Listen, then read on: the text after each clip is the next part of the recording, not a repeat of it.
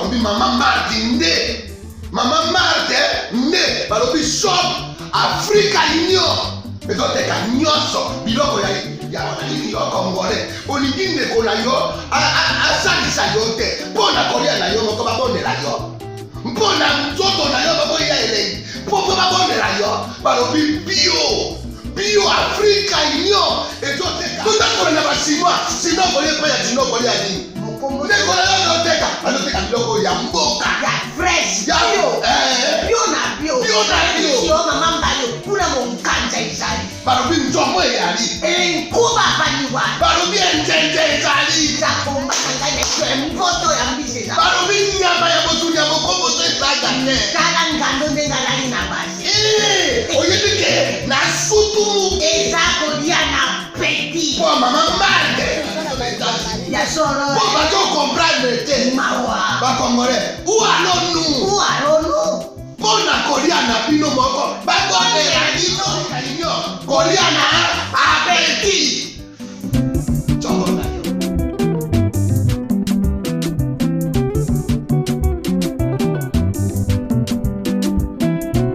Mesdames et messieurs, bienvenue. Vous suivez Face à Face. C'est un week-end. Vous allez suivre certainement cette émission pendant tout ce week-end. Nous allons essayer un peu de parler de l'actualité. L'actualité, elle est essentiellement électorale, on va dire. Est-ce que les enjeux de 2023 ne se jouent-ils pas maintenant?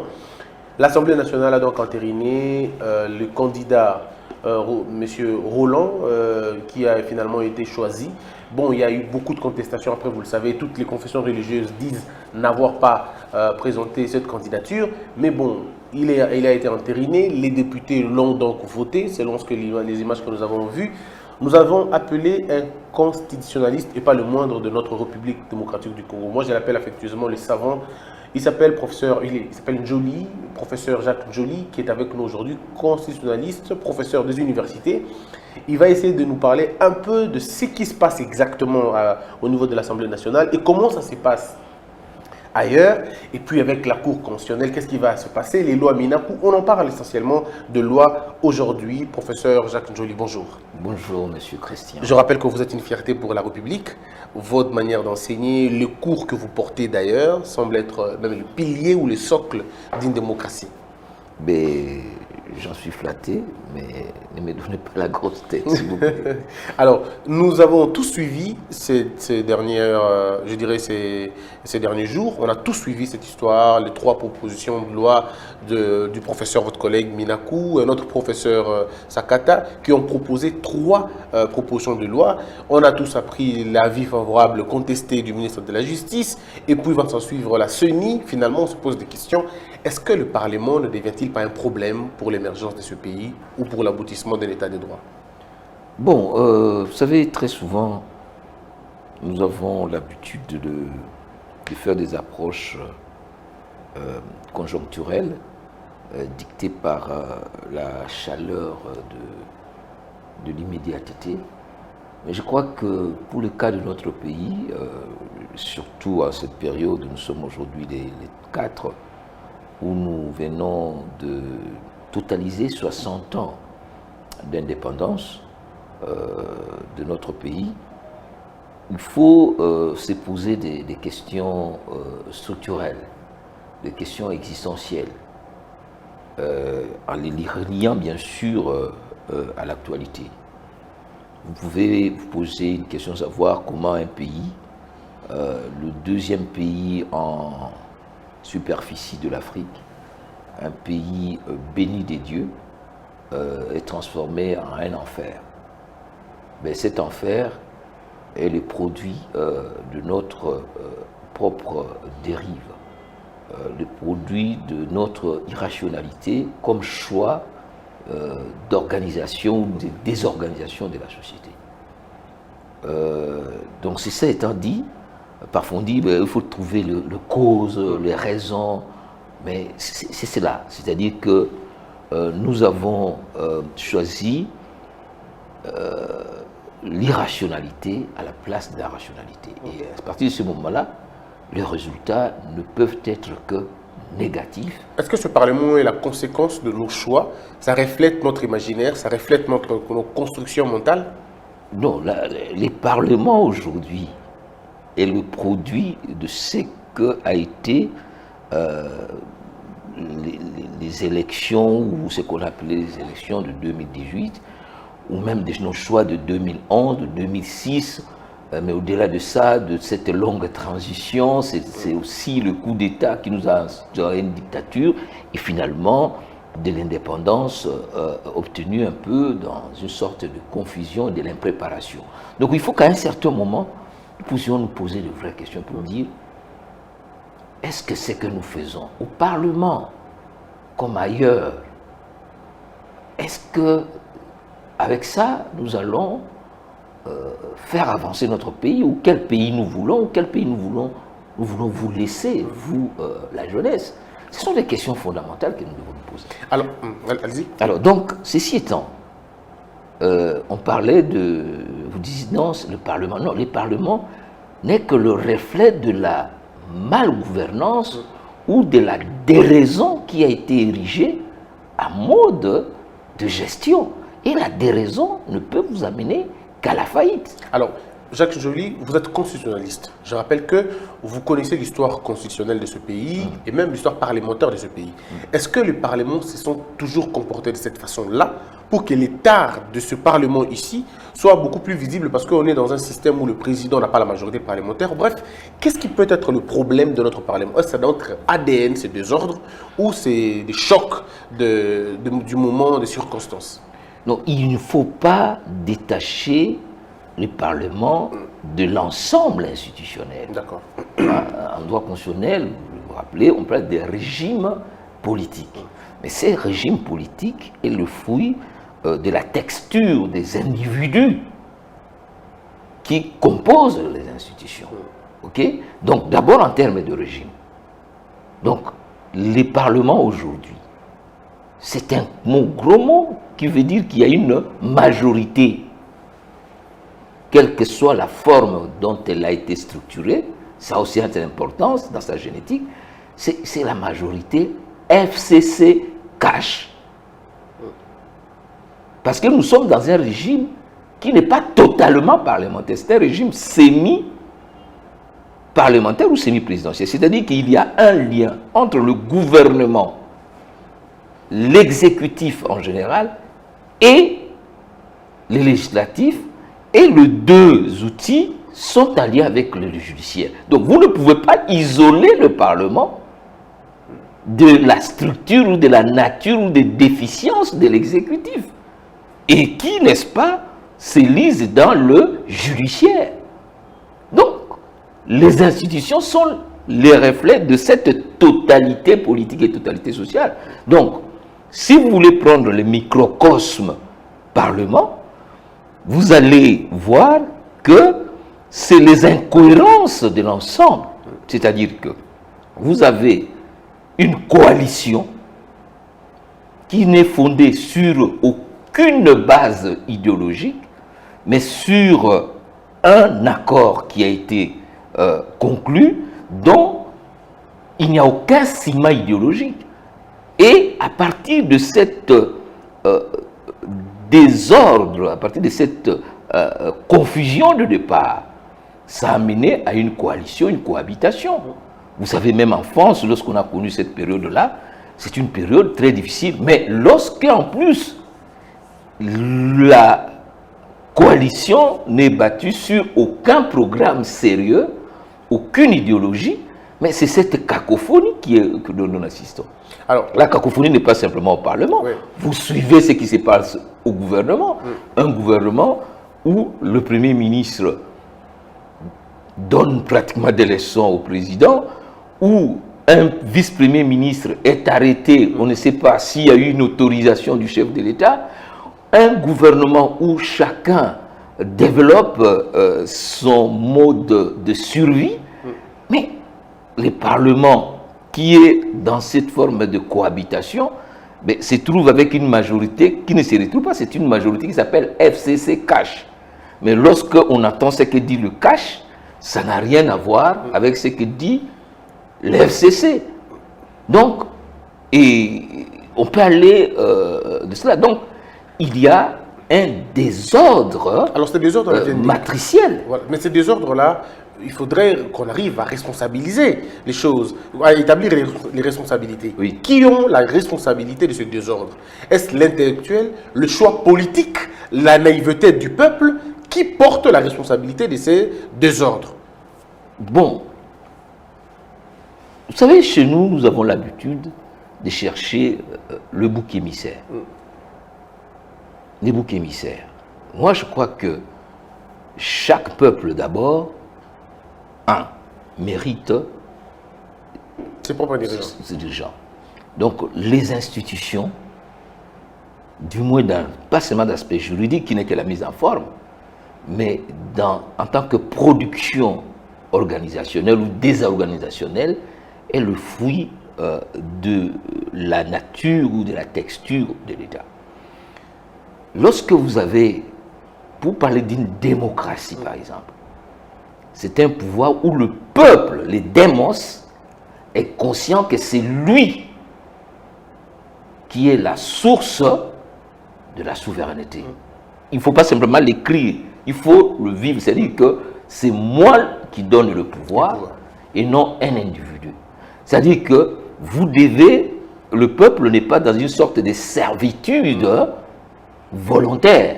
C'est-à-dire, lorsque vous avez un peuple qui croit que tout le monde est préso à partir du moment où vous avez l'argent, lorsque la culture tribale de la médiocrité, le rejet des antivaleurs n'est pas un fait sociétal, il y a un problème. Deuxième niveau de responsabilité, c'est ce qu'on appelle l'élite. Qu'est-ce que nous sommes? Est-ce que nous sommes conscients de notre responsabilité dans la conduite de la nation? C'est-à-dire, est-ce que ce que moi j'appelle les 3 V sont mis en place, c'est-à-dire que nous dégageons une vision de ce que nous voulons que le Congo soit? Est-ce que ça ne s'arrête pas à un système de mandocratie, c'est-à-dire le ventre, que je construise ma maison, que j'ai mes enfants qui étudient bien, eh bien, le reste, ça ne me regarde pas, comme on dit, comme on dit, l'État, c'est Koufanango, qui paye à yo. Donc, à partir de cette vision mandocratique, ou prédatocratique, ou kleptocratique, vous ne pouvez pas arriver à un résultat. Et cette vision est partagée par l'ensemble de la classe politique. Vous n'avez qu'à voir le 600-700 partis politiques, comment ces partis sont gérés comme de boutiques appartenant à des individus où il n'y a aucun débat à caractère idéologique ou programmatique. Donc, à partir de ces moments-là, donc le peuple se retrouve avec une élite sans vision, et pour la vision, vous pouvez la déclarer, vous pouvez élaborer un projet écrit, il faut la vivre, oui. Respect comme un peu la Bible. Donc vous voyez là où vous menez un peuple vers la terre promise, ça va aller combien de temps? Mais surtout y mettre la volonté, ce qu'on appelle la volonté politique. Où est la volonté politique pour arriver à cette vision? Et troisième V, quels sont les vecteurs, le véhicule, le moyen, les ressources que vous mettez pour arriver à cette vision? Sur ces plans seulement de ressources, il y a des indications, des indicateurs. Lorsque vous voyez l'allocation de nos ressources, sur 100%, plus de 70% sont dans les dépenses de fonctionnement et de consommation. Et vous n'êtes pas fatigué, vous demandez encore 2000 de plus. Non, 2000, ça ce sont des débats qu'il faut amener de manière structurelle. Combien touche un président, un ministre, un député, un citoyen? Quel est l'indice de partage du bien national? C'est ça le problème. Donc, sinon on entre dans le 2000. Bon, 2000, ça peut paraître beaucoup pour quelqu'un qui ne touche même pas 100 $. Pour le militaire qui touche 100 $. 100 $. Mais il faut aller au-delà. combien touche un ministre, combien touche un conseiller à la présidence. Donc, il faut remettre le C'est débat. plutôt le débat que vous devez mener au niveau de l'Assemblée nationale. Mais on a comme l'impression que ce débat au niveau de l'Assemblée tourne autour de la destitution de Kabound, tourne autour de... On a refusé aux députés d'entrer à l'Assemblée, les 3 lois sur la justice. On a comme l'impression que le débat sur les vécus du peuple congolais, vous n'en parlez pas. Mais ce que je vous dis, en régime politique, quel est le rôle du Parlement actuellement? Le Parlement, c'est un lieu de délibération. Mais l'orientation de la politique nationale, ce n'est pas le Parlement. Et quand vous prenez la Constitution, à l'article 91, je crois, Je suis là. oui, Sans préjudice des autres dispositions de la Constitution, Oui. le président de la République nomme... non, Oui. 91, 91. Non, 91. Alors, celui-là.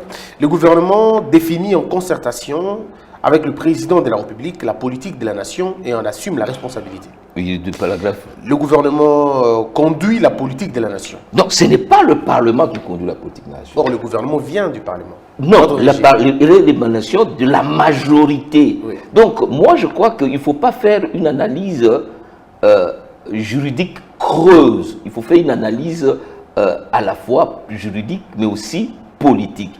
C'est-à-dire que non, le Parlement existe comme bâtiment. Mais qui anime le Parlement? C'est une majorité. Et cette majorité est en coalition qui est un gouvernement. Dites-moi ce que le gouvernement, c'est-à-dire que moi je suis de l'opposition, je suis là pour critiquer. Nous pesons 80 ou 100 personnes sur 400. C'est eux qui ont pris devant la nation la responsabilité de conduire la politique de la nation. C'est-à-dire qu'ils amènent un budget, nous leur disons que ce budget n'est pas réaliste, de 11 milliards, ils disent nous allons le faire. Ils amènent nous attendons notre son de cloche, ils disent nous ne pourrons pas, nous avons un plan de trésorerie de 5 milliards seulement. Ils disent ok, revenez au Parlement pour que nous puissions élaborer un collectif budgétaire. Ils ne sont jamais venus. C'est donc la responsabilité de la majorité. La démocratie, c'est le gouvernement de la majorité. Mais Alexis de Tocqueville Oui. estime que la majorité n'est pas forcément une permission d'écraser la minorité. On ne peut pas reconnaître la méchanceté d'un individu isolé et ne pas reconnaître la méchanceté des mêmes individus collectifs. Ça veut dire appel à la majorité. Donc vous n'allez pas nous dire que la majorité vous impose. Enfin, quand vous parlez de la majorité qui impose, c'est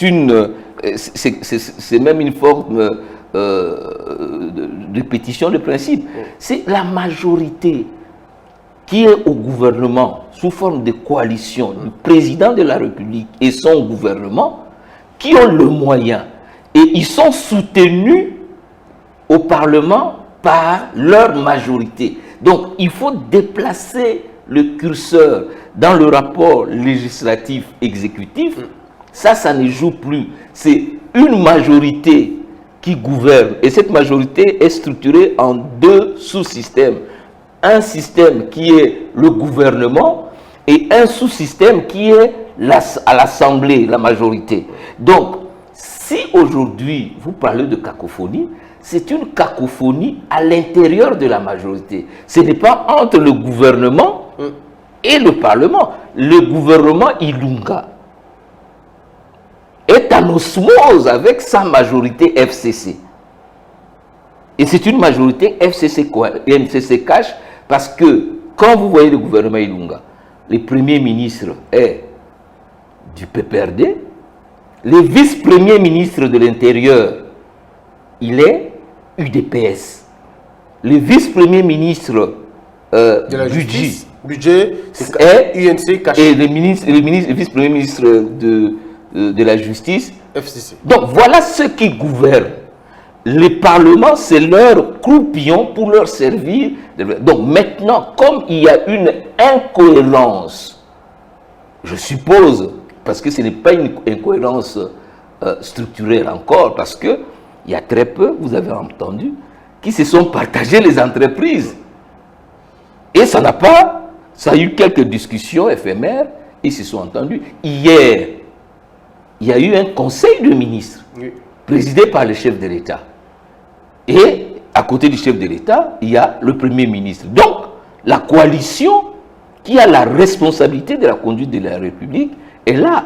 Donc, mais cela n'explique pas quand il y a des incohérences, qu'on recadre les choses. Moi, je parle par exemple de vous en tant que député de l'opposition. Quelles sont les propositions de loi que vous avez déjà apportées qui rencontrent les déshydratats du peuple? Quelles sont les motions que vous avez déjà initiées pour appeler ce gouvernement qui ne fait pas bien son travail? Merci beaucoup. Je vais prendre simplement les propositions de loi. Déjà, je vais vous dire que ce qu'on a comme propositions de loi qui sont été transformées en droit, que ce soit en matière de l'organisation de justice hier ou aujourd'hui, très souvent, les bonnes viennent de l'opposition. Mais prenons les cas actuels. Aujourd'hui, moi qui vous parle, j'ai déposé la proposition de loi modifiant les statuts des anciens chefs de l'État et de chefs d'école constitués. J'ai déjà, totalisé, ça fait plus de 6 mois. Qui doit aligner qui gère les calendriers? Oui. C'est le FCC, donc le bureau. L'honorable Lutundula Christophe a déposé depuis presque une année une proposition de loi portant modification de la loi électorale et de l'organisation de la CENI. Ça n'a jamais été discuté. L'honorable Délice Sanga a fait même une pétition en vue de la révision de certaines dispositions de la Constitution, notamment en matière de nationalité et autres. Pas de nouvelles. L'honorable Sesanga toujours a fait une proposition de loi sur la suppression du Conseil national de suivi de l'accord. En ce qui concerne le budget, il est écrit dans la Constitution que toute proposition en matière budgétaire ne peut venir que du gouvernement. Donc, ça c'est tout simplement un échantillon en matière d'initiative parlementaire, législative. En matière de contrôle, il y a l'honorable Irachan qui a introduit une motion de défiance et une interpellation vers le ministre de la Défense sur la situation à l'Est. Pas de nouvelles.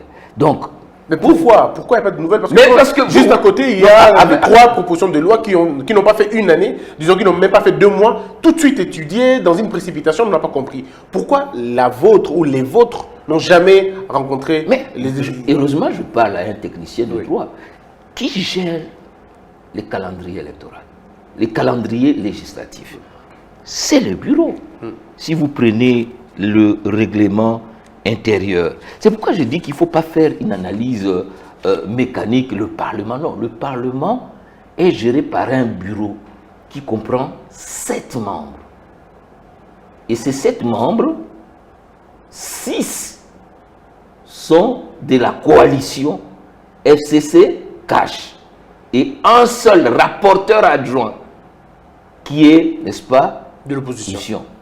Donc, pour décider de l'ordre du jour, c'est le bureau. Pour décider du calendrier législatif, c'est le bureau. Alors, vous allez me dire, mais c'est terrible. Alors, vous allez à la conférence des présidents. La conférence des présidents, c'est l'organe de direction de la Chambre. Elle est composée de présidents de groupes parlementaires et de présidents de grandes commissions. Nous avons 10 grandes commissions. Si le 10 grandes commissions, vous prenez la PAJ, donc la commission de loi, elle est présidée par la majorité. La commission économico-financière, donc les 2 grandes commissions, sont dirigées par la majorité.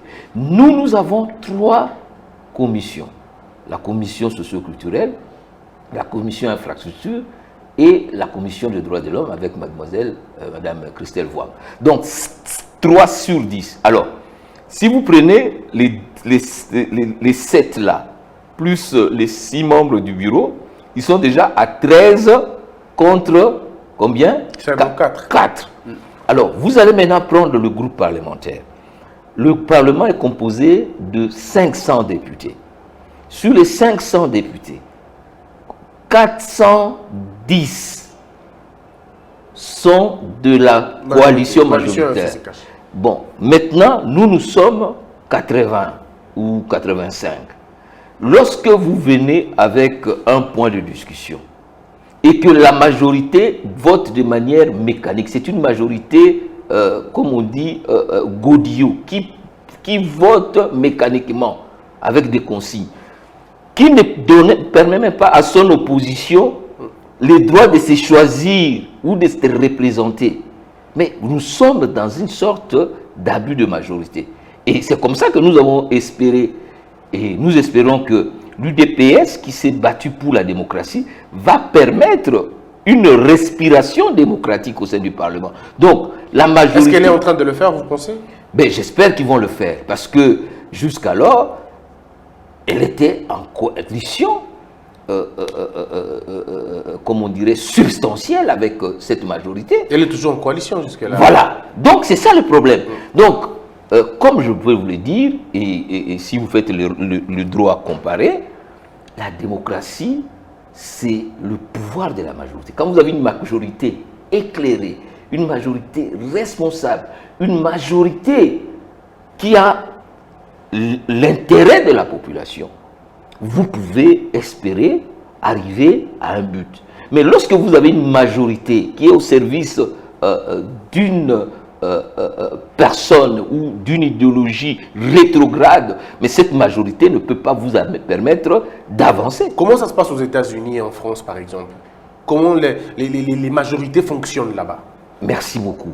Vous avez suivi dernièrement, c'est ça un peu la dimension, comme on dirait, individuelle de la majorité, de la politique, la dimension citoyenne, le civisme démocratique.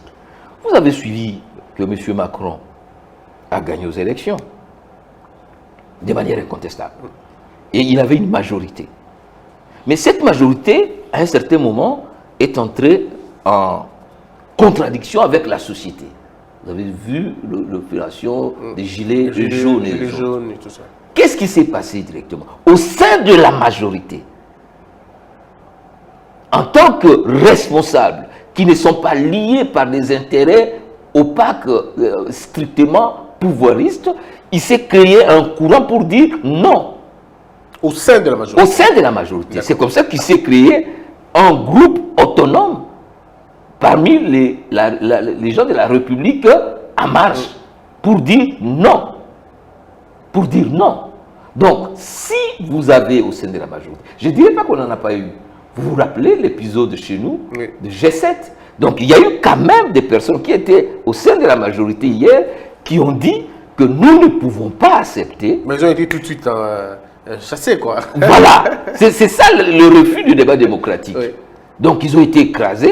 Jusqu'à ce qu'aujourd'hui, ils sont dans l'opposition. Et cette majorité s'est reconstituée sur le même principe déstructurant.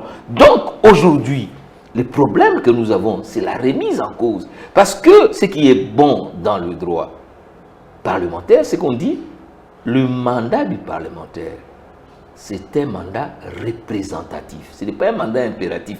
Il ne faut pas croire et que les députés, de toute façon, les députés votent en âme et conscience, même si vous avez été dirigé ou choisi par un parti politique. Mais lorsque une majorité, comme je dis, vote de manière mécanique, sans un débat, mais ils se mettent en danger, comme ils viennent de se mettre en danger avec le loi Minakou. Je reviendrai sur le loi Jacques Njoli. Revenons, on va terminer cette étape, mais parlons d'abord de 60 ans d'indépendance. Aujourd'hui, on a 60 ans d'indépendance. Quel âge avons-nous en termes de démocratie? Ben, je crois que nous avons une démocratie balbutiante. Parce que la première expérience démocratique de 1960 n'a pas fait long feu. Parce que les acteurs n'étaient pas outillés. La démocratie, c'est une manière de vivre. Ce n'est pas un problème de texte. Un état d'esprit. C'est un état d'esprit, c'est-à-dire un modèle de vivre ensemble. qui accepte la contradiction comme matrice de la société. Le droit de dire, d'être contredit et de recourir à un arbitre autonome qui s'appelle le peuple. C'est lui qui est le souverain primaire qui désigne ceux qui vont diriger ou qui lui-même, ce peuple, peut diriger directement, ce qu'on appelle la démocratie directe. Mais elle est très difficile à installer dans de grands ensembles. Donc on arrive à une démocratie représentative, mais avec des élections régulières et réguliers, c'est-à-dire à des temps précis, un mandat est limité, mais surtout ces élections, c'est des manières tout à fait sincères, intègres et apaisées. Donc, nous n'avons pas su asseoir cela en 1960 et nous sommes entrés dans la confusion, dans l'anarchie et finalement, on va avoir une très longue dictature de 32 ans. À faveur de mouvements internes, mais surtout de la configuration internationale, nous avons eu une transition, mais une transition qui a été d'abord chaotique, qui a été finalement militarisée avec l'arrivée des musées, et puis finalement, ça a été une transition de composantes et des entités, mais qui avait une essence essentiellement politico-militaire. Et en 2006, nous revenons à la démocratie, avec la Constitution, mais ce n'est pas la Constitution qui institue la démocratie, c'est les acteurs qui acceptent le jeu. Alors, depuis 2006, vous connaissez comment les choses sont passées, en 2011 et aujourd'hui en 2018. Donc nous sommes au stade balbutiant d'une démocratie. On sent la volonté du peuple d'arriver à une démocratie, mais c'est une démocratie qui est étouffée par les syndromes monocratiques de conservation du pouvoir. Donc c'est ça le combat aujourd'hui, de libérer la démocratie congolaise pour qu'elle puisse d'abord de manière génétique donner les dirigeants que le peuple aura véritablement choisi. Vous comprenez les débats qu'il y a aujourd'hui autour de la CENI, parce que la CENI, c'est l'outil matriciel de la naissance d'une vraie démocratie qui commence par les dirigeants qui sont réellement... Alors, je reviendrai sur la question des élections, mais revenons sur l'apport des intellectuels dans la construction d'une démocratie. 60 ans après, est-ce que les intellectuels ont servi à la construction d'une démocratie ou les intellectuels ont servi à la consolidation des régimes dictatoriaux et des régimes de prédateurs? C'est une question essentielle. D'abord, il faut savoir qui on appelle un intellectuel. Est-ce que c'est tous les diplômés? Est-ce que c'est ce qu'on appelle, entre guillemets, les professeurs ou les sages dans une république? Bon, si on prend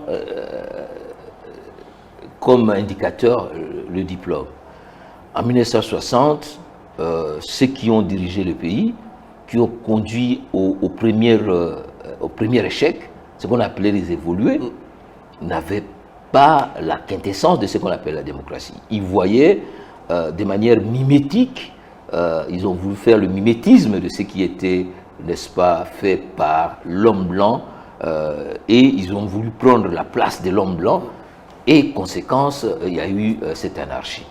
Après, il y a eu une dictature, c'est-à-dire ce qu'on appelle régime monocratique ou anasocratique, c'est-à-dire d'un homme, d'un chef.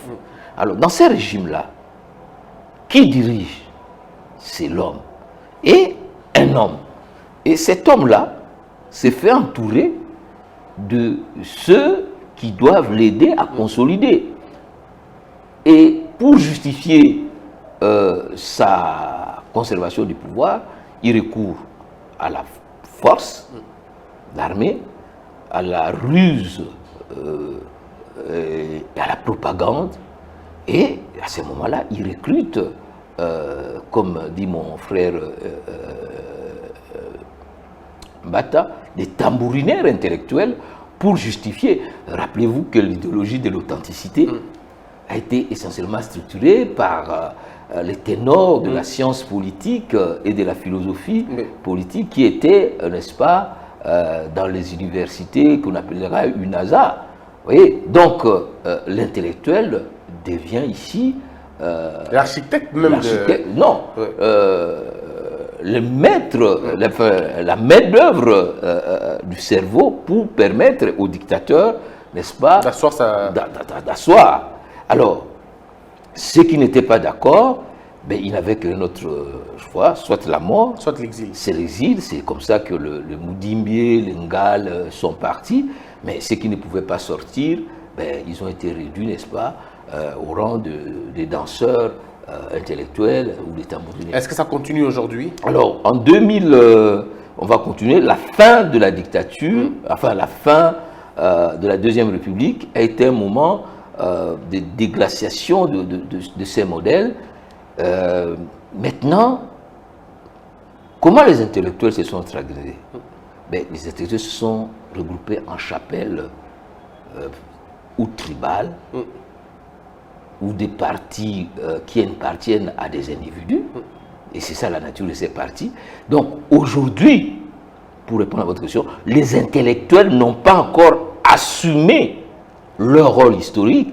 Ils sont aujourd'hui au sein de partis politiques, entre guillemets, c'est-à-dire des structures atomistiques appartenant à des individus. Et ce sont ces individus-là, ces hommes-dieux systèmes, qui recrutent chacun un groupe d'intellectuels. Un peu comme vous au MLC. Voilà, on essaie de donner la cohérence, mais ce n'est pas toujours facile. Oui. Parce que du jour au lendemain, on peut vous rappeler que les abords n'ont pas solidité tambola. Oui, mais pourquoi vous ne partez pas? Pourquoi vous ne quittez pas? Donc, Est-ce que vous aussi, vous subissez ça dans votre parti, l'UMLC? Bon, je ne préfère pas, ce n'est pas le lieu de le dire, mais je préfère vous dire scientifiquement que un parti politique, on y adhère librement dans une vue soit de transformer de l'intérieur, ou à un certain moment, si vous sentez que vous avez de contraintes pour y arriver, ben, il faut prendre sa décision. Les gens se posent des questions, pour la plupart des cas, ils se disent mais comment le prof Ndjouli n'a jamais dirigé le MLC alors qu'il a toutes les qualités, c'est un professeur consulté par plusieurs pays en Afrique, mais pourquoi dans son propre parti, il n'a jamais eu la gestion du parti? Parce que ce n'est pas mon parti. Une bonne réponse. Alors nous allons poursuivre. Le prof Minakou et le prof Sakata ont proposé des lois qui ont énervé. Oui. Ces lois-là ont abouti à des casses, à des jets de pierre, et ainsi de suite. Selon vous, est-ce qu'il y avait une opportunité? Est-ce que ces lois-là ont été inconstitutionnelles pour de vrai? Non, je suis vraiment à la fois peiné et heureux d'aborder cette question. Heureux parce que en tant que député, nous avons le droit d'initier des lois. Mais une loi doit répondre à un besoin sociétal. Ce besoin sociétal peut exister, c'est-à-dire aujourd'hui la nécessité d'avoir un pouvoir judiciaire efficace, capable de nous permettre de sortir du marasme aujourd'hui. Il y a le professeur Gladstone qui disait « Lorsque le pouvoir judiciaire est intact, tout va bien et tout ira bien. Mais il suffit que le pouvoir judiciaire soit instrumentalisé, caporalisé, politisé et l'ensemble de l'édifice s'écroule. Donc, à ce moment où nous voulons arriver à la renaissance de la nation, nous devons avoir un pouvoir judiciaire capable de nous aider à asseoir un État de droit, de lutter contre l'impunité, de lutter contre la corruption qui, n'est-ce pas, détruit totalement ces pays. Alors, on peut se poser la question, est-ce que le pouvoir judiciaire va très bien? Chacun peut donner ses réponses, mais je crois que il y a eu des États généraux en 2015 qui ont fait de manière consensuelle, toutes les forces politiques, toutes les structures du pouvoir, les barreaux, ont fait un constat. Si vous lisez ces États généraux, les rapports de ces États généraux, avec 350 recommandations. Après, en 2017, il y a eu encore un programme national de réforme du secteur de la justice. Parce que même les partenaires nous veulent que nous puissions avoir un système judiciaire performant. Mais il faut aussi se remettre à fait que tel que ça a fonctionné, les derniers, d'abord pendant la période du parti État, c'était un pouvoir qui était totalement aux mains du MPR, du président Mobutu. Vous pouvez vous rappeler, quand on disait à l'auditoire, qu'en termes de contentieux constitutionnel, on n'avait pas plus de 2 arrêts. En termes de contentieux administratif, moins de 10 ou 15 arrêts. Dans la Cour suprême, c'était vraiment une coquille vide, soit alors une Cour suprême au service du pouvoir du parti État. Donc nous arrivons à la Troisième République. Les choix du constituant, c'était d'avoir un pouvoir judiciaire indépendant. Capable d'asseoir un état de droit démocratique. Mais on en a vu de toutes les couleurs. D'abord, pour que les 3 ordres de juridiction s'installent, on n'a jamais senti une vraie volonté politique.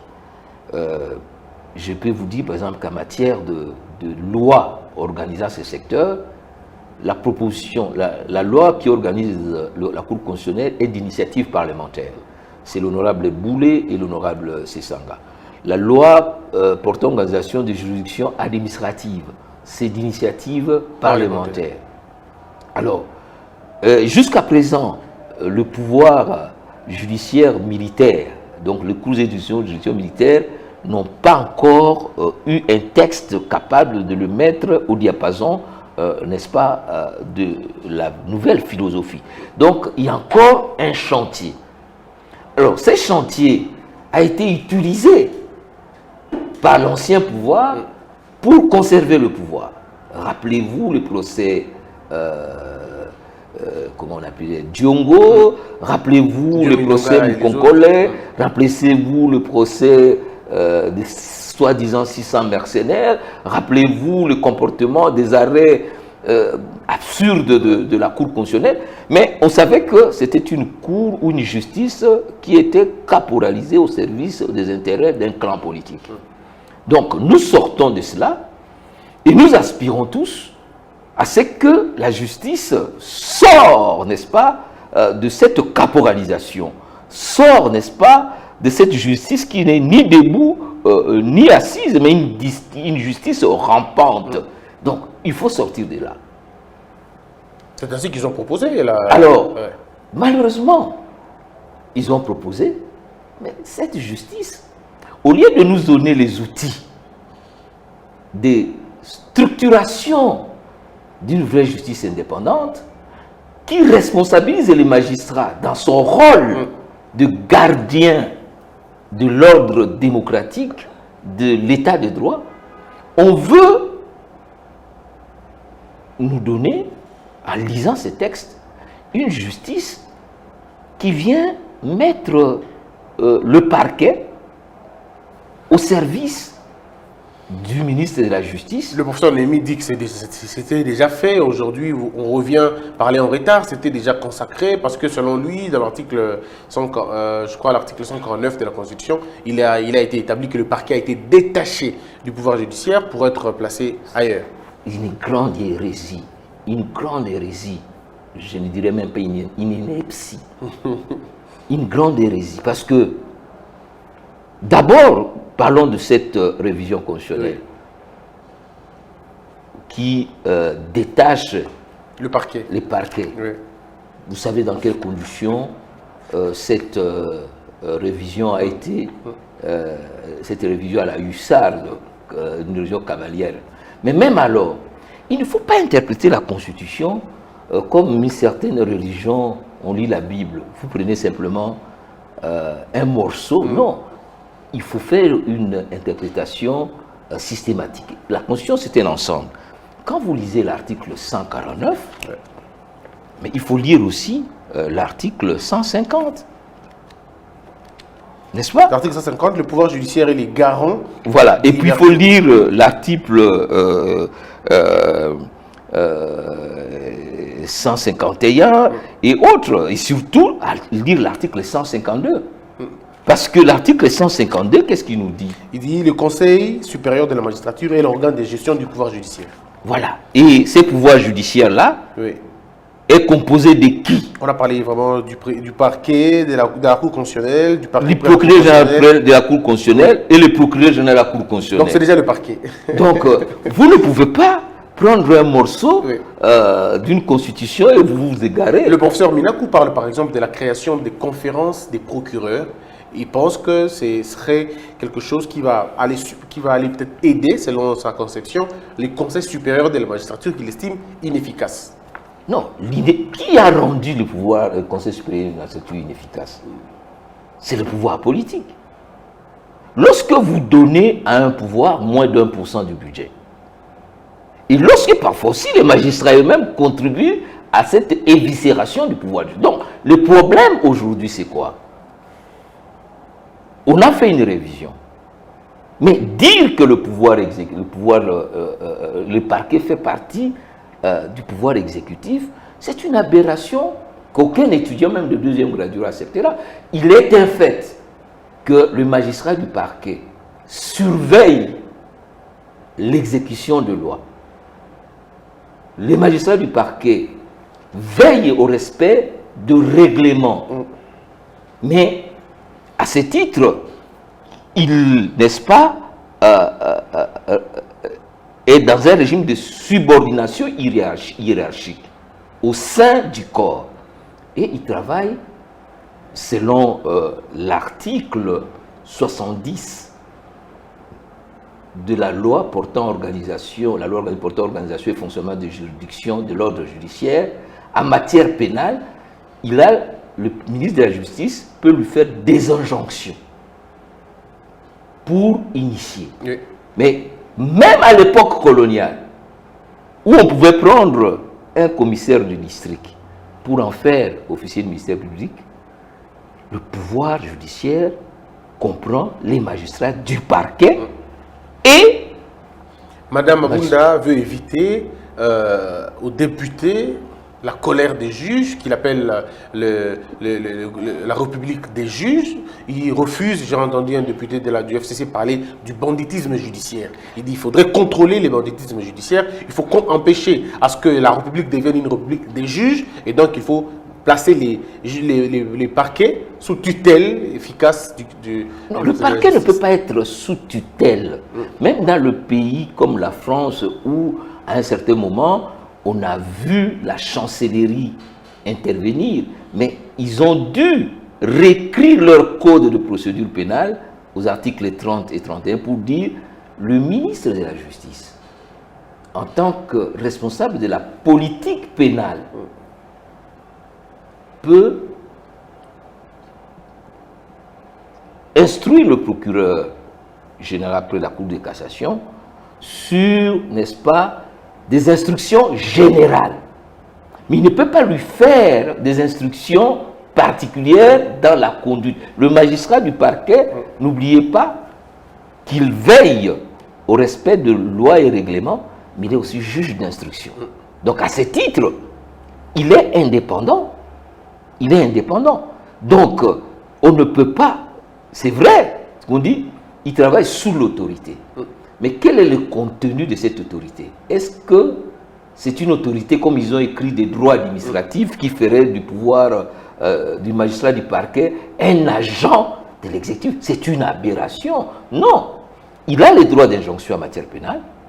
Mais si il y a un problème disciplinaire, c'est au Conseil supérieur de le faire. voilà, il demande au Conseil supérieur où il y a des chambres provinciales et une chambre nationale de discipline. Donc la conférence des procureurs, c'est une aberration. Mais ça va s'installer dans quelle architecture?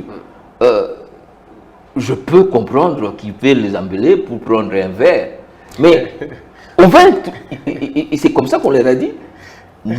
Si vous ne pouvez pas, dans une démocratie, nous amener une telle aberration. C'est peut-être dans le système des pays où les procureurs sont librement nommés par le ministre de la Justice pour des faits. Mais dans notre système et dans l'évolution actuelle du droit. Mais ce qui est vrai, c'est qu'il faut que le Conseil supérieur de la magistrature fonctionne.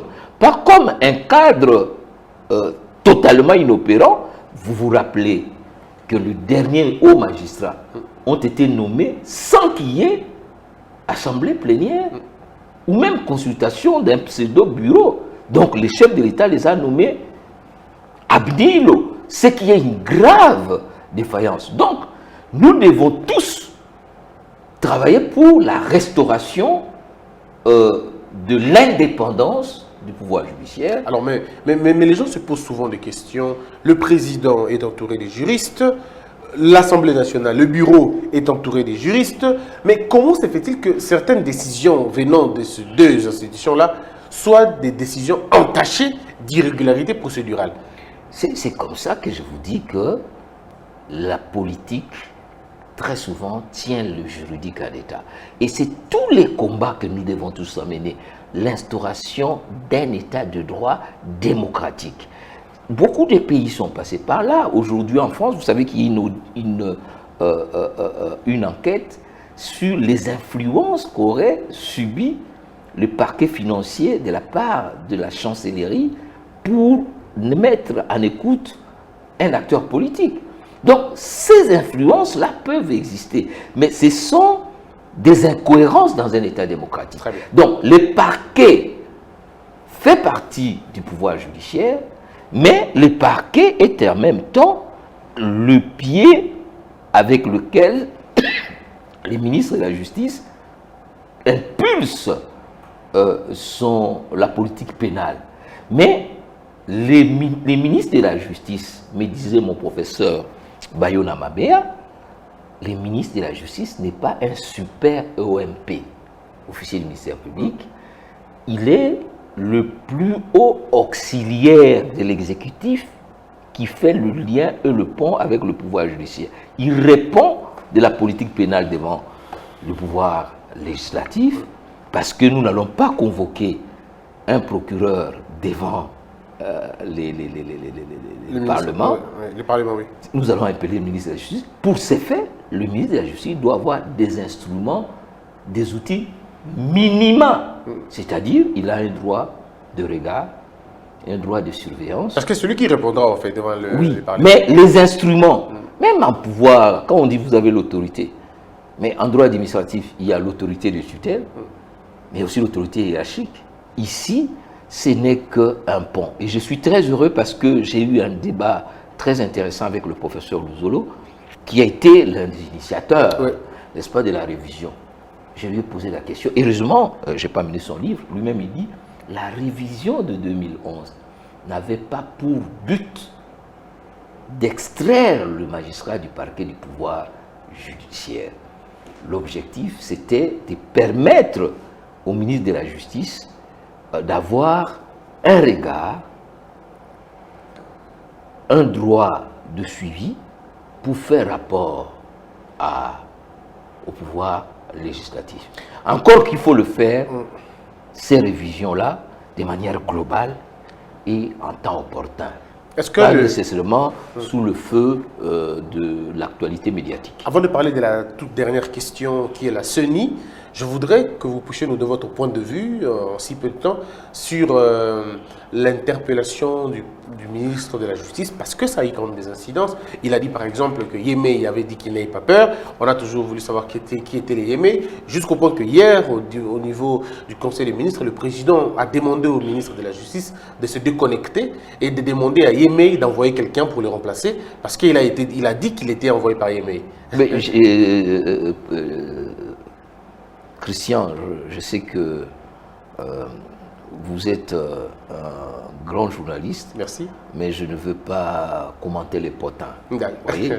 Donc, ce qui est important à savoir, c'est que dans l'histoire de ces pays, il y a des ministres de la Justice qui ont été arrêtés.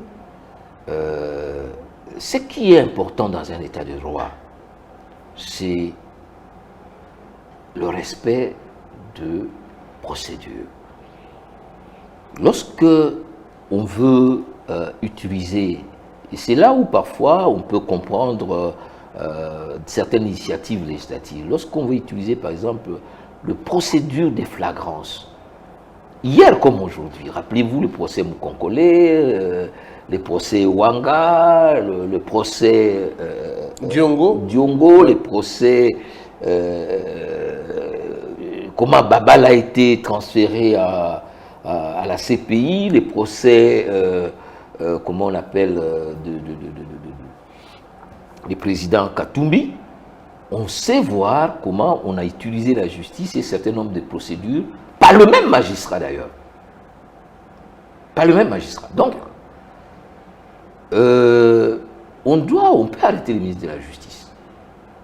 C'est pas ça le problème. Le problème qui est là, c'est que nous devons respecter la procédure. Mais c'est le magistrat qui détermine la procédure. Non, ce n'est pas le magistrat. C'est qui détermine la flagrance. La flagrance n'est pas déterminée par un député ou par un politicien. C'est le magistrat qui estime qu'il y a flagrance ou il n'y a pas flagrance. Non, il n'a pas estimé. Okay. La flagrance est définie par le Code de procédure pénale déjà, à l'article 7, et par la loi, l'ordonnance loi de 78. C'est l'infraction qui se commet ou qui vient de se commettre. Oui. C'est la clameur publique. Alors, en ce qui concerne les poursuites de membres du gouvernement, qui constitue une procédure particulière dans la flagrance, vous pouvez arrêter les députés vous-même, vous dites, mais on dit qu'il faut une autorisation préalable du président de la République. La flagrance n'annule pas ces autorisations-là, ne bypassent pas ça. Non. En ce qui concerne le membre du gouvernement, il faut une autorisation préalable du président de la République. Il y a ces termes. Les législateurs sont allés très loin pour dire les procureurs généraux demandent cette autorisation par lettre recommandée avec accusé de réception. C'est l'article 4 de cette ordonnance-là. Donc, le président, s'il estime que ce ministre a commis des actes délictueux, infractionnels, formellement, il émet, il donne l'autorisation formelle pour le poursuivre. C'est son droit, c'est son devoir le plus légitime. Parce que lorsque on voit les bisbilles autour des avis, alors que c'est parti au Conseil d'État, on se rend tous compte que les choses ne sont pas passées de manière très transparente et autres. Donc, au lieu qu'on tombe dans les potins, ben, le président donne son autorisation, comme faisait le maréchal Mobutu. Il donne l'autorisation pour qu'on puisse, n'est-ce pas, poursuivre en flagrance le ministre. Mais moi, sans tomber dans une sorte d'impunité, cette pénalisation de la flagrance, de la vie publique, okay. C'est vrai que ce serait une bonne chose, mais je crois que on aurait pu nous éviter ces spectacles de vaudeville qui n'honorent pas l'État. C'est-à-dire, à partir du moment où les chefs de l'État se rendent compte qu'un ministre s'est compromis, la première des choses, c'était de solliciter sa démission. Déjà cela, c'est ça la République aussi. La pénalisation du droit de la vie constitutionnelle, c'est une bonne chose, hein? C'est une avancée dans la constitution de l'État de droit, mais c'est aussi un appauvrissement de la civilisation constitutionnelle. Donc on estime que la vie politique, c'est une vie de nobles, des gens civilisés. Donc un ministre qui sait qu'il n'a plus la confiance du chef de l'État, et si c'est que vous dites qu'on l'a demandé de se déconnecter, oui. Mais il doit de lui-même aller déposer sa démission. C'est ce qu'on attend dans les jours qui suivent. Il doit le faire, parce qu'il n'a plus la confiance du chef de l'État, qui est le chef de l'exécutif. Même si, et c'est comme ça que ça pèse la vie nationale, au lieu de nous amener dans des conflits inutiles. Est-ce que l'accord FCC-CACH nous montre un avenir meilleur? Ça dépend de ce que vous voulez faire d'un accord. En fait, c'est comme un mariage. Vous pouvez choisir librement votre partenaire, ou c'est peut-être un mariage imposé, mais c'est à vous de dire si vous allez. Mais ce qui est sûr, que dans la vitalité de la nation, lorsqu'on analyse l'évolution de cet accord, dont les termes d'ailleurs ne sont pas très bien connus, si on prend comme indicateur le programme, le budget, ça pose des problèmes, mais surtout, comme je vous ai dit au début, est-ce qu'il y a une cohérence idéologique? Vous avez vu qu'à un certain moment, les amis de l'UDPS ont fait peut-être un effort au niveau de leur hiérarchie d'être en amoureux avec leurs alliés au sommet. Hein. On a même vu certains membres éminents de l'UDPS faire les chevals, n'est-ce pas, dans les fermes. Donc le mariage allait bien. Mais la base, elle n'a pas supporté ou ne supporte pas cette alliance. Est-ce que Félix Tshisekedi est débordé ou vous pensez qu'il a encore les rênes? Je n'ai pas les outils d'évaluation, mais ce qui est sûr que depuis sa prestation de serment jusqu'à aujourd'hui, il y a quand même un certain nombre de questions qu'on peut se poser. Il y a eu d'abord cette affaire de 100 jours qui s'est terminée devant le cours des tribunaux avec la condamnation du directeur de cabinet du chef de l'État. Avancée ou décivilisation? Pardon? Avancée démocratique ou judiciaire ou décivilisation de la vie politique, comme vous avez dit tout à l'heure. Mais lorsqu'on est dans l'histoire des crapules, des vols, des détournements, des Jamal, je ne sais pas si c'est une avancée. On est dans une histoire. Les droits pénals. Hein, mais quand on les arrête, quand même, ça est une avancée. Mais les droits pénals, c'est les droits des voleurs. Ouais. Donc, en fait, le vol est entré sur la scène de la civilisation. Ouais. Donc, on espère qu'au-delà de ce qui est une bonne chose, il n'y a pas simplement l'affaire de Vital, il y a aussi la situation de DG de l'OVD et des autres. Donc, on ne peut que souhaiter que la justice vienne, n'est-ce pas, mettre fin à cette kleptocratie qui a été instituée, à cette prédatocratie, à cette mandocratie, à cette dérive de l'État africain postcolonial. Mais il ne faut pas que la justice elle-même soit un élément de dérivation, de désorganisation. C'est pourquoi il faut veiller à ce que cet outil-là ne soit pas... vous comprenez aussi le combat autour du contrôle du parquet et autres. Donc, voilà. Oui. Donc, nous espérons que la justice congolaise, comme la justice italienne, hein, vous avez appelé l'affaire Manu Polito, ou même la justice française, c'est-à-dire que, bon, nous avons eu un gouvernement sans juge, d'autres ont peur d'un gouvernement de juges, mais nous voulons un gouvernement avec des juges, mais des juges indépendants. Très bien. On va terminer cette émission. Je crois en votre capacité de résumer la question, mais ça, c'est une question qui vous touche personnellement pour avoir été un membre important de la CENI. Jacques Njoli, depuis 2006, nous organisons des élections, mais on a comme l'impression que nous organisons en même temps des contestations. En 2006, élections contestées. En 2011, élections contestées. En 2018, braquage électoral, hold-up, tricherie. On parle même de remaniement, mais ce n'était vraiment pas des élections. Alors, aujourd'hui, on nomme quelqu'un, on présente quelqu'un qui a été le cerveau moteur même de cette élection contestée au niveau national et international. Alors, est-ce que sommes-nous en train de réaliser nos erreurs du passé ou nous faisons comme quelqu'un disait, le fait pour nous de ne pas lire l'histoire, nous sommes condamnés à commettre les mêmes histoires du passé? Comment pouvons-nous évoluer sans évaluer? Je crois que vous avez tout dit. Comment voulons-nous évoluer sans évaluer? Vous avez posé à un certain moment la question de savoir quel est l'âge de notre démocratie. Et je vous dis, c'est une démocratie balbutiante. Elle balbutie pourquoi? Parce que, en droit constitutionnel, la génétique du pouvoir, donc la manière de naître le pouvoir, a un impact sur la physiologie du pouvoir, c'est-à-dire la manière de fonctionner du pouvoir. Et lorsque vous prenez cette constitution, qui constitue un peu comme ma Bible, dans l'exposé de motifs, il est dit, depuis son indépendance, depuis l'entrée...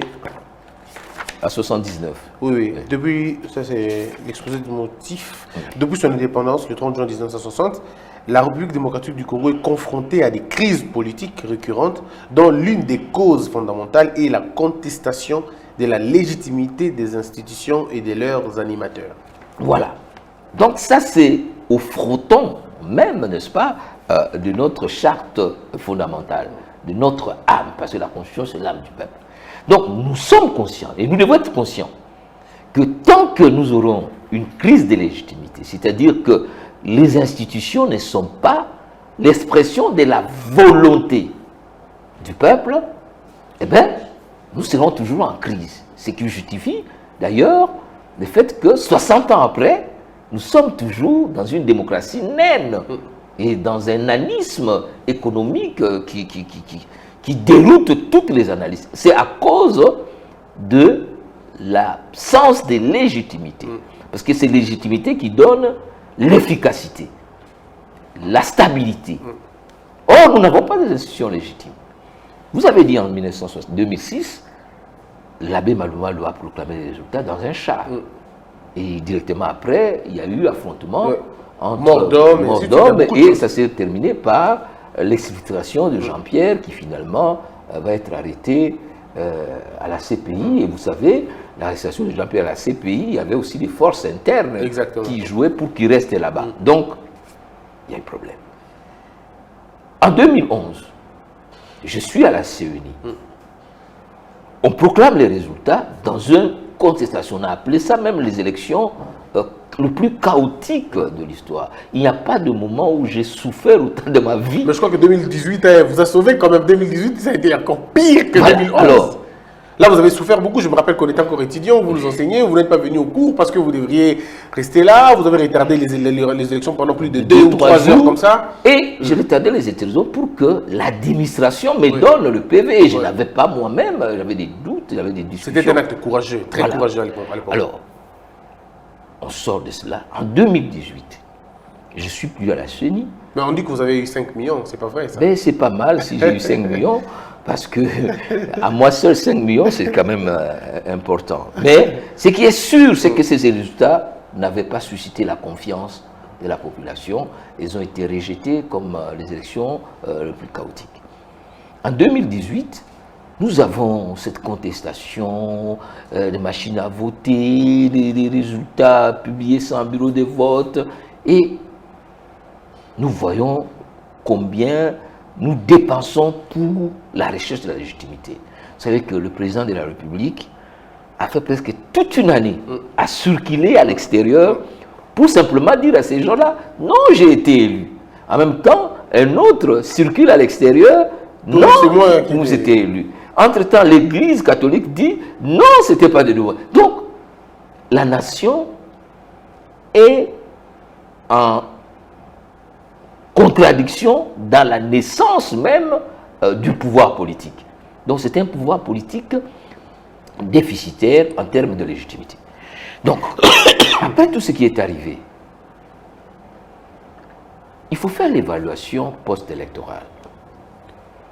Que dit la loi électorale, la loi organique qui dit, après chaque année, la CENI doit faire un rapport, et puis à la fin de chaque processus électoral, il faut faire l'état des lieux. Qui est de réforme post-électorale. Et nous en sommes là.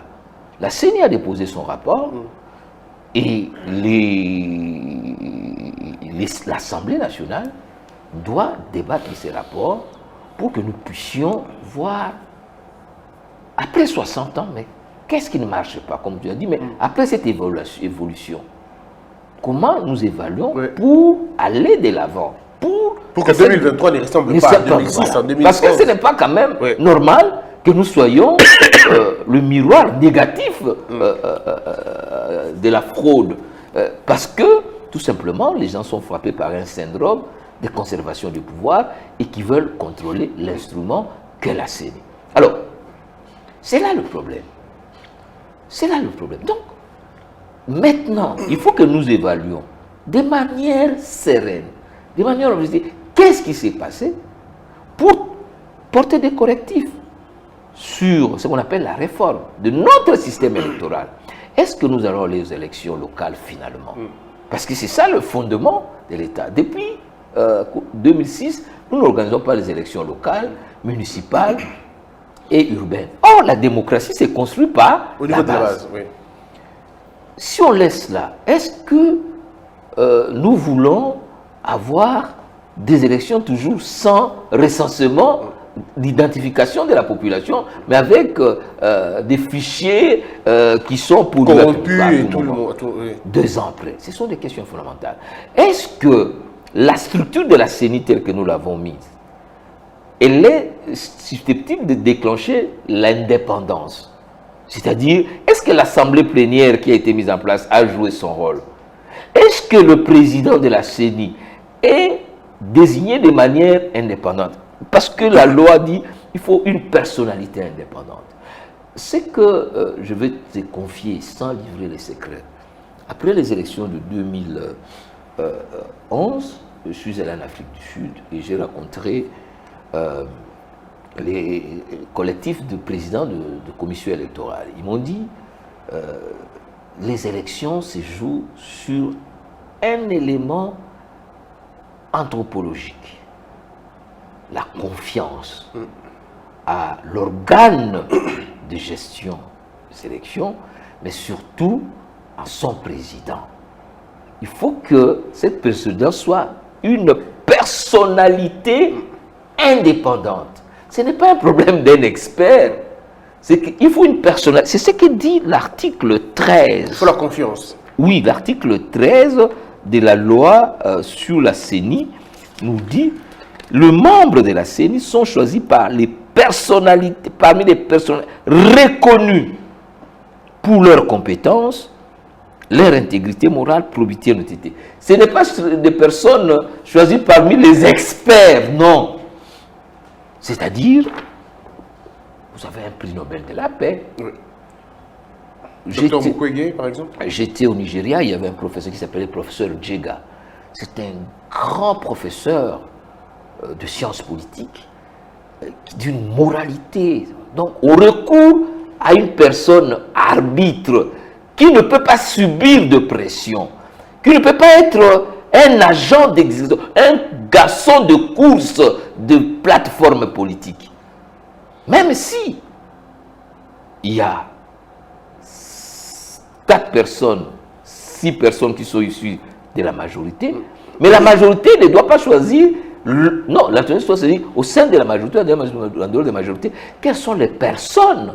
Mais par exemple, la question de Mukwege, si je veux pas parler de lui, Mukwege, pour le FCC, c'est pas quelqu'un, il a été dans l'opposition, il les a combattus un peu. Bon, on va avoir peur d'un Bongo, on se dit, bon, Bongo va encore se venger des Fayoulou, on ne peut pas prendre Mosengo, il a traité les gens de médiocres. Bref, on se pose la question, est-ce qu'il y a encore cette personne qui fédère au Congo? Y a-t-il encore des personnes qui fédèrent au Congo, qui rassurent de parler? Mais vous savez, je ne peux pas proposer cette solution. En Guinée, ils ne parvenaient pas à trouver une personne. Ils sont allés chercher un Ivoirien. Là, vous avez essayé avec Edem Kojo, mais encore il était kabiliste. Ouais, c'est ça, le problème. On n'est pas né contestataire déjà. Non, on peut être né contestataire. Mais il faut que la personne qu'on choisit puisse présenter quand même des garanties d'impartialité. Nous allons quand même au match de football ici à Kinshasa. Tous les arbitres ne sont pas corrompus. Il y a des arbitres qui tentent de faire le jeu. Donc, personnalité indépendante. Ça, c'est la première qualité, le premier critère. Parce que si vous n'avez pas une personne qui inspire confiance à toutes les parties, c'est que ça doit être une personnalité indépendante. Et cette personnalité indépendante doit, n'est-ce pas, dit la loi, présenter et des compétences d'intégrité, morale, de probité et d'honnêteté intellectuelle. Alors, ce qui est beaucoup plus important aujourd'hui, que le peuple congolais comprenne, au fait, on se pose la question de qui est Ronsard que l'on présente au peuple congolais. Mais c'est vrai qu'on aura toute une émission pour parler finalement élection, pour prendre tout le temps pour ne pas être pressé. Mais on va se terminer avec une question, Jacques Njoli. La question est celle de savoir pourquoi l'Église catholique et les protestants, pourquoi sont-ils allés aux élections avant les réformes électorales, comme vous l'avez demandé, vous d'ailleurs un ancien membre de la CENI, on est censé comprendre que vous connaissez les rouages, la société civile, les sociétés de droits de l'homme, on a vu Georges Kapiamba, Jean-Claude Katende et bien d'autres, l'IDGPA avec le prof Mbata, ils ont vivement demandé des réformes électorales. Mais l'Église catholique est d'abord allée aux élections et quand elles ont perdu, maintenant on revient pour dire non, il faut boycotter. Bon, je ne vais pas entrer, que ce soit ce que tu diras, que voilà, on va parler de telle personne demain. Je crois que les curriculum vitae des gens sont susceptibles de dire qui a fait quoi à tel moment. Je vais non plus commencer à juger l'Église catholique dans peut-être leur moment d'égarement humain. Moi, je voudrais parler droit. Comment les choses doivent se faire. Et sur ce point-là, la loi organique portant organisation et fonctionnement de la CENI, la loi numéro 13012 du 9 avril 2013, tout comme les règlements intérieurs de l'Assemblée nationale, pris de manière systémique et holistique, nous disent comment on fait, et la pratique est là. Très bien, moi je crois qu'on va revenir sur la question. La question c'est, les formations politiques ont 10 personnes, 6 pour la majorité, 4 pour l'opposition et 3 pour la société civile. Ces formations politiques, au terme de l'article 10, qui parle de la composition et de la désignation, on commence par là. Chaque groupe désigne, suivant les critères qui sont fixés par la loi. Après la désignation, les candidatures vont, n'est-ce pas, à l'Assemblée nationale pour entérinement. Entérinement, pas enregistrement. Quand on entérine, c'est qu'on se donne les outils, n'est-ce pas? Alors, qu'est-ce qui s'est passé à l'Assemblée nationale? C'est l'entérinement ou l'enregistrement? Je ne sais même pas s'il faut l'appeler ici. On a seulement appris que un groupe de députés qui était resté dans la salle lors d'une plénière, convoqué avec un ordre du jour bien précis, lecture des recommandations de la Commission Défense et Sécurité. Donc cet ordre du jour, après, Madame la Présidente devait faire une communication, et au cours de la communication, on a entériné. On a entériné. Parce qu'on a vu la petite vidéo, elle a demandé aux gens de lever la main, ils ont levé la main, et puis elle a dit non, non, ça ne suffit pas, levez-vous carrément. Les gens se sont levés, et puis à un moment donné, on a vu et ceux qui étaient contre s'est levé, et ceux qui étaient pour s'est levé. Donc dans un cafouillage. Donc, sur ces points-là, lors de discussions de notre règlement intérieur, tirant les leçons négatives des opérations de désignation et d'entérinement, nous avons initié un article qui a été adopté par toute l'Assemblée et qui fait partie de notre règlement intérieur, qui est notre Bible politique. Il est dit, à l'initiative du bureau, l'Assemblée plénière crée une commission spéciale chargée de donner des avis sur l'entérinement ou la désignation des membres de certaines institutions dont la compétence lui est confiée. Donc, on est en plein cette matière. Donc, il ne s'agit pas d'une compétence de la présidente, il s'agit d'une question fondamentale qui revient à l'Assemblée nationale. Et cette question-là, l'Assemblée nationale l'a confiée à la plénière.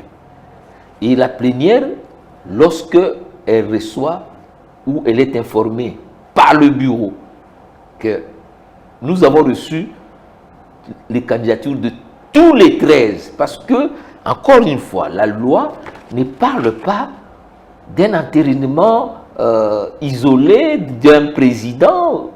Non, les membres, c'est-à-dire avant d'être président, il faut d'abord être entériné comme membre. Et ici, les gens étant fait mandat, suivant l'esprit de la lettre de l'article 13, c'est tous les membres de la CENI plénière comme bureau qui sont fait mandat. Donc, aujourd'hui, nous devons d'abord avoir les 13 propositions, ou même le 20 ou les autres. Tout cela va aller à une commission spéciale qui va être créée par le bureau. Oui. Et on sait comment on constitue des commissions spéciales. On désigne, ce sont le groupe parlementaire qui désigne des personnes. Et cette commission spéciale va maintenant siéger. Entendre les candidats. Attendre les candidats, le PV, examiner tout. C'est comme on appelle aux États-Unis les hearings. On peut même dire que la séance, tout soit dit pourquoi. Et à l'issue de cela, la commission va déposer son rapport à la plénière. On va débattre. Et lorsque l'Assemblée aura entériné, à ce moment-là, le membre, pas le président, les membres seront investis par le président. Par l'ordonnance du président. Oui. Ils sont d'abord à ce moment-là membres. Alors, lorsque on aura terminé cette opération, maintenant, l'Assemblée plénière, qui comprend les 13, va être convoquée à une séance inaugurale. C'est l'article 23, septis. Donc, le secrétaire exécutif, dont notamment M. Ronsard, va convoquer les 13 membres et lui, M. Malonda, qui va, n'est-ce pas, voir la composition du bureau. À cet effet, le président sera issu de la société civile. Ça, c'est l'article 24. Le vice-président de la majorité, parmi ces deux, la majorité va désigner son vice-président et le bureau sera constitué. Voilà comment. Donc, c'est une commission indépendante. Donc, quand on dit que l'Assemblée nationale a désigné le président de la CENI, on est où là? Vous avez appelé ça une parodie. C'est même une ineptie. Alors, c'est vrai que Jacques Julien a terminé cette émission, mais vous promettez comme de revenir pour parler des réformes. Oui, parce ça, que, voilà, pourquoi je vous parle, nous faisons appel à vous, parce que nous estimons que vous avez géré la CENI à une certaine période, donc vous connaissez les méandres de la CENI, comment revenir sur la bonne voie, comment ça se passe à l'étranger, comment ça se passe ailleurs en Afrique du Sud, comment ça se passe ailleurs. C'est une même obligation, parce que dans le cycle le cycle électoral, parce qu'il y a la phase préélectorale, la phase électorale et la phase post-électorale. Et la phase post-électorale commence obligatoirement par les évaluations. C'est ce que dit la loi organique qui dit, à la fin du processus, il y a un débat à l'Assemblée nationale, et puis il y a un audit. Et on tire les leçons, les recommandations. On peut même demander à un bureau qui a son mandat de démissionner s'il y a des problèmes. Et on refait les choses. Parce que, encore une fois, comme je vous ai dit, Christian, la génétique du pouvoir, la CENI, c'est la maternité du pouvoir politique. Lorsqu'on parle de la vérité des urnes, d'autres pays parlent de l'intégrité, la Constitution parle de l'intégrité du vote. C'est en fait, c'est là où le peuple doit désigner souverainement ceux qui vont avoir les pouvoirs de le conduire.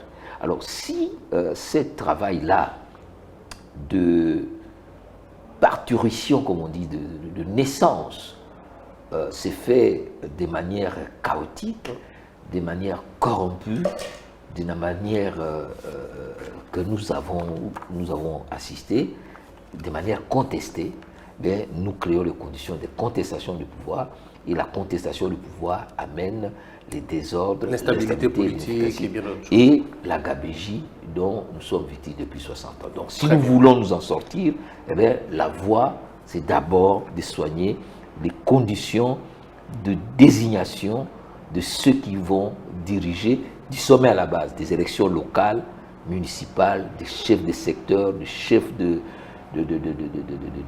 chefferies, ceux qui seront là dans les chefferies, jusqu'au sommet, c'est-à-dire le président de la République. Alors, vous l'aurez remarqué, chers internautes, téléspectateurs, que je n'ai pas posé beaucoup de questions dans cette histoire de cette étape de la CENI, parce que on va consacrer toute une émission de pratiquement 1 heure pour ne parler que de ça.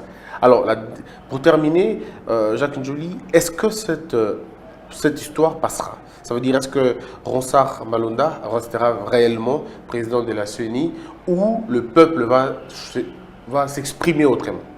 Le peuple a le droit de s'exprimer. C'est ce qu'on appelle le régime démocratique. Oui. Le régime démocratique, c'est que c'est un pouvoir qui appartient au démos, au peuple. Et le peuple veut que ses représentants, à tous les niveaux, c'est-à-dire nous qui sommes élus directement à l'Assemblée nationale, ou ceux qui sont élus indirectement, le sénateur, ou celui qu'eux élisent personnellement, le président de la République, ou ceux qui sont issus de sa majorité, qui constituent le gouvernement. Donc, tous, nous sommes, n'est-ce pas, issus de la racine du peuple. Donc nous devions parler le même langage. Mais les gens, les hommes étant ce qu'ils font, dans ce qu'on appelle les dérives de la démocratie, qui peuvent vous amener à une autocratie, on peut arriver à ça. Donc en principe, ça ne devait pas poser de problème. Et hier, en suivant le compte rendu du gouvernement, le président de la République a dit qu'il allait veiller à ce que les conditions de désignation de lui ou de ceux qui vont diriger la CENI se fassent de manière transparente. Je crois qu'il est en train de jouer là à la crédibilité de son pouvoir, et j'espère sincèrement que on va, comme on veut avoir un état de droit, respecter l'esprit de la Constitution qui veut une commission électorale nationale indépendante, vraiment indépendante, impartiale, qui doit à cet effet être composée de personnalités indépendantes, neutres, jouissant de l'intégrité morale, et pas des garçons de course chargés d'exécuter de sales besognes depuis plusieurs années. Merci. Merci beaucoup, Jacques Njoli. Je rappelle que vous êtes professeur de l'université, vous enseignez le droit constitutionnel, l'un des meilleurs droits d'ailleurs, les socles de notre démocratie. Merci à vous. Et je rappelle aux téléspectateurs que nous allons reprendre le professeur Jacques Njoli pour qu'il nous parle maintenant de sa vision à lui sur la CENI, comment on peut le faire. Et puis on va faire peut-être des études comparées, comment on fait ailleurs, comment ça se passe en Afrique du Sud, au Bénin, au Mozambique, Botswana. Voilà. Comment ça se passe, comment les autres ont réussi à crédibiliser les résultats de leurs élections. Pourquoi on parle de moins en moins des vérités des urnes? Parce que si on ne fait pas attention, peut-être en 2023, on parlera cette fois-ci de l'intégrité des urnes. On a fini tous les mots, tous les termes pour désigner le faux, alors qu'on ne fait pas toujours des efforts pour faire le bien. Que la peur quitte nos esprits et que Dieu bénisse la RDC.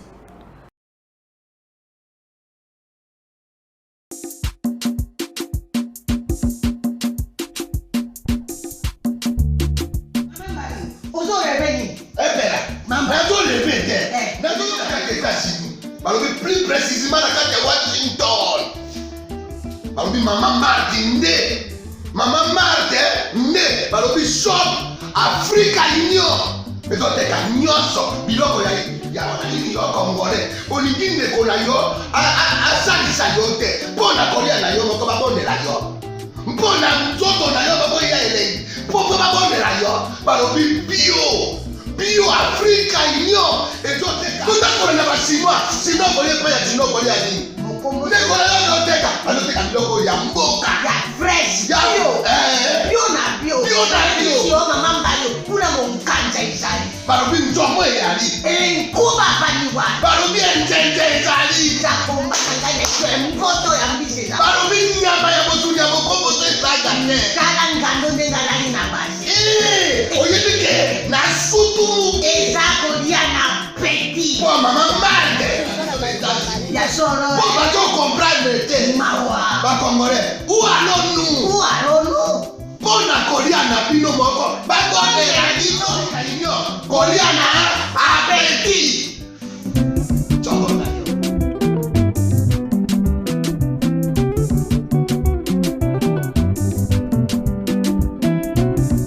Debout Congolais, unis par le sang, unis dans le fort pour l'indépendance.